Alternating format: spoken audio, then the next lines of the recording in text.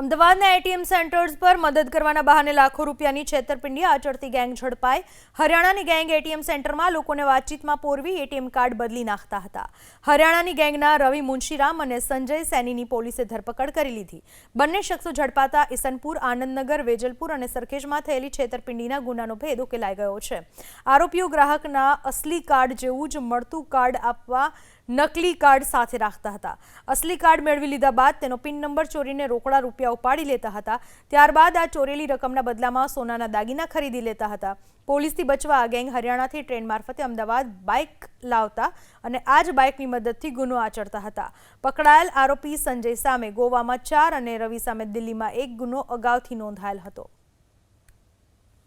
આ ઘટનામાં અમે વધુ જ્યારે એનાલિસિસ કર્યું ત્યારે ખ્યાલ આવ્યો કે આ લોકોની એક એમો જ છે આ પ્રકારની કે એટીએમ સેન્ટરમાં જે પહેલાં તે લોકો ટાર્ગેટ કરે, વોચ કરે કે ભાઈ કયા પ્રકારનું વ્યક્તિત્વ અંદર જાય છે। એક પર્સનાલિટી એનાલિસિસ કર્યા બાદ એ લોકો અંદર જાય, એક વ્યક્તિ એની પાછળ ઊભો રહે અને પિન જોઈ લે ચોરી છુપીથી, જ્યારે બીજી વ્યક્તિ બીજી બાજુ ઊભો હોય અને પછી જે બીજી વ્યક્તિ બીજી બાજુ ઊભો હોય એ એને આગળવાળા જે ભોગ બનનાર હોય એને કહે કે ભાઈ તમારે એટીએમમાં કંઈક પ્રોબ્લેમ લાગે છે, આમાં બરાબર થતું નથી।